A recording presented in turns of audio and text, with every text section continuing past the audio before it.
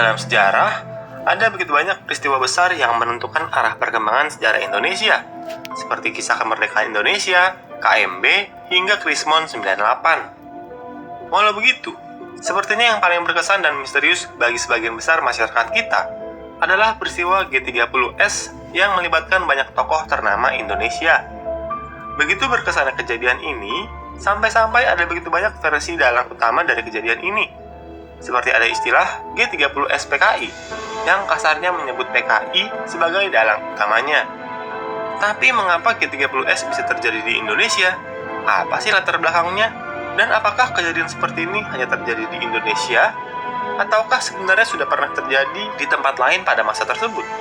Pada episode kali ini, kita akan mempelajari berbagai faktor yang menyebabkan terjadinya G30S di Indonesia, baik dari sisi nasional maupun internasional yang sedang terjadi pada saat itu. G30S atau Gerakan 30 September adalah peristiwa besar dalam sejarah Indonesia yang terjadi di masa Orde Lama. Kejadian penting ini menandai akhir dari PKI, kepemimpinan Soekarno, dan naiknya Soeharto sebagai pemimpin Indonesia dengan branding Orde Baru. Oh ya, buat yang bingung, di sini Mimin bakal pakai singkatan G30S, bukan G30S PKI. Lah, emang apa bedanya, Min? G30S adalah singkatan yang netral dan tidak menuduh, atau menganggap PKI sebagai dalang utama dalam peristiwa tersebut. Istilah ini menjadi standar baru di Indonesia setelah pemerintah Orde Baru yang menggunakan istilah G30S PKI secara resmi runtuh dari kekuasaannya di tahun 1998. Pemerintah Orde Lama di bawah Presiden Soekarno memang terkenal dengan reputasinya yang serba berdikari dan mandiri. Ini wajar karena pertama kalinya Indonesia memiliki pemerintahannya sendiri setelah merdeka dari penjajahnya. Karena hal ini juga lah, Indonesia yang masih muda cenderung agresif dan anti-barat, termasuk dengan tetangganya yang saat itu dianggap membina hubungan baik dengan para penjajahnya. Hal ini diperburuk dengan instabilitas dalam negeri, seperti terjadinya berbagai pemberontakan karena berbagai faktor yang setelah ditelusuri sebagian mendapatkan dukungan dari negara asing. Di sisi lain, pemerintah Indonesia juga mengancam kepentingan asing di dalam negeri, seperti berbagai kebijakan ekonomi yang bersifat pro-pribumi. Maklum, selama dijajah bangsa-bangsa asing, rakyat pribumi cenderung dijadikan warga kelas 3 dalam hal ekonomi. Kemudian muncullah berbagai bentuk kebijakan nasionalisme perusahaan dan perkebunan milik asing yang beroperasi di dalam negeri. Tapi masalahnya, karena kurang pengalaman, berbagai kebijakan di sektor ekonomi dan pembangunan dalam negeri malah berakhir dengan kegagalan. Alhasil, ekonomi Indonesia semakin parah dan tertinggal dibanding negara lainnya. Loh, kok bisa ya? Ya karena terlepas dari betapa besar kekayaan alam Indonesia, hanya perusahaan dan orang-orang asing inilah yang sudah terbiasa dan paham bagaimana cara mengolah dan menjualnya di pasar domestik dan internasional sehingga bisa menghasilkan keuntungan. Inilah yang menjadi masalah.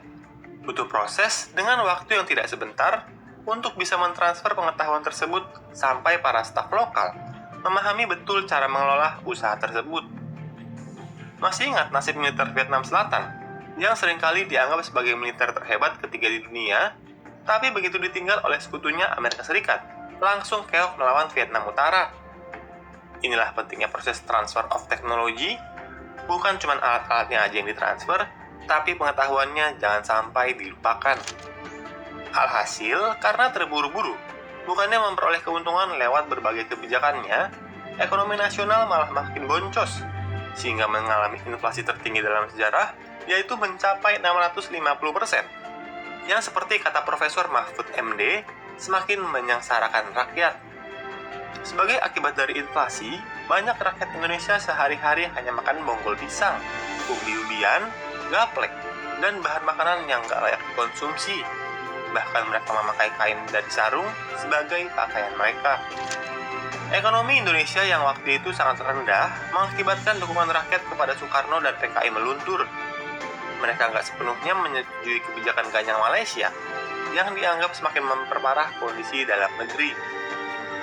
Situasi domestik Indonesia menjelang G30S sangatlah tidak stabil.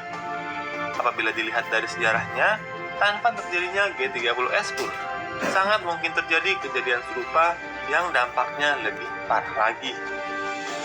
Kemerdekaan Indonesia dari Belanda dan keberhasilan Indonesia mendapatkan Irian Barat membuat Indonesia semakin percaya diri dengan kekuatan dan pengaruhnya di kancah internasional. Di bawah kepemimpinan Presiden Soekarno, Indonesia berusaha memainkan persaingan antara Amerika dan Uni Soviet di masa Perang Dingin demi keuntungannya sendiri. Indonesia berusaha mendapatkan berbagai keuntungan mulai dari bantuan asing, pinjaman rendah bunga untuk proyek raksasa, bantuan militer, dukungan politik, hingga tekanan internasional. Misalnya dalam perjuangan merdeka dari Belanda, Indonesia berhasil memanfaatkan dukungan dari Amerika Serikat untuk menekan Belanda sehingga bisa lebih mudah memperoleh kemerdekaan dan Irian Barat. Di saat yang sama, saat kesulitan mendapat dukungan dari Amerika Serikat, Indonesia kemudian mendekati Blok Timur, khususnya Uni Soviet, supaya mendapatkan dukungan militer guna menginvasi Irian Barat. Nah, Mimin udah bahas kisahnya dalam video ini ya. Indonesia juga memanfaatkan dukungan asing dalam bentuk pinjaman berbunga rendah, seperti proyek raksasa, proyek mercusuar, yang tujuannya agar Indonesia semakin diperhatikan oleh luar negeri. Soekarno membangunnya agar Indonesia bisa memfasilitasi Ganevo sebagai tandingan dari Olimpiade. Masalahnya saat mendapatkan dukungan ini, sang peminjam dana, Uni Soviet, dikabarkan sampai terkejut karena pinjaman sebanyak itu bukannya untuk kebutuhan rakyat atau mengembangkan industri, tentu malah untuk pembangunan. Ya tapi maklum sih, gelarnya kan insinyur. Hal ini tentu berbeda dengan negara yang sedari awal menetapkan memihak salah satu faksi di masa Perang Dingin. Tapi inilah sikap yang diambil oleh Indonesia dengan kebijakannya yang bebas aktif. Setelah Perang Dunia Kedua berakhir, Amerika Serikat sangat sibuk berperang melawan pengaruh komunisme di seluruh dunia, dari Perang Tiongkok, Korea, Vietnam, dan berbagai perang besar lain. Menjelang terjadinya G30S, saat itu Amerika Serikat sedang terlibat dalam Perang Vietnam dan berusaha sekuat tenaga agar pemerintah Indonesia tidak jatuh ke tangan komunisme. Salah satunya adalah menekan pihak Belanda agar menyerahkan Irian Barat kepada Indonesia. Amerika Serikat juga menekan Australia yang semula ingin Irian Barat merdeka menjadi pro-Indonesia. Inilah yang membuat posisi Indonesia makin penting di mata Amerika Serikat. Mereka tidak ingin Indonesia mengacaukan kepentingan Amerika Serikat lainnya yang lebih besar di Asia, khususnya di Vietnam pasca jatuhnya Tiongkok ke tangan Mao Zedong dan stagnannya Perang Korea.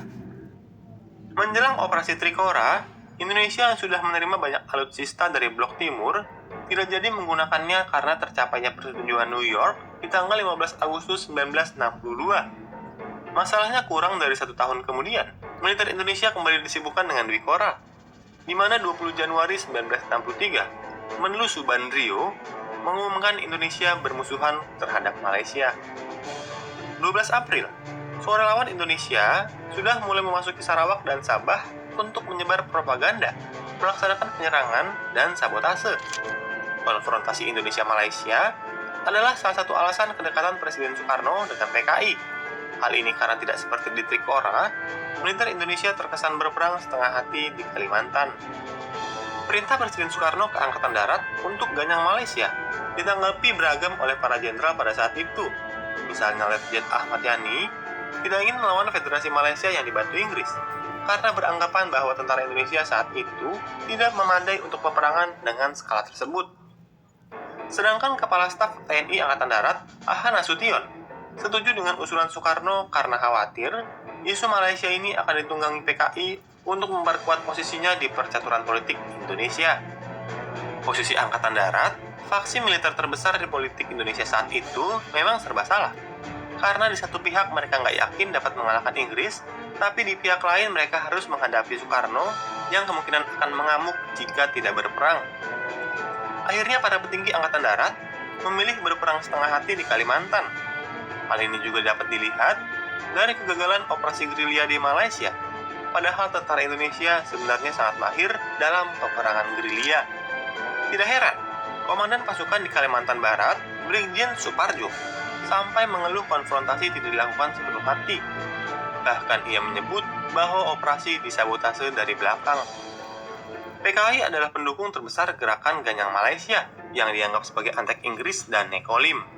Terlebih berkat kunjungan Menlu Subandrio ke Tiongkok. Perdana Menteri RRT Zhou Enlai menjanjikan 100.000 pucuk senjata jenis Chung, gratis tanpa syarat apapun.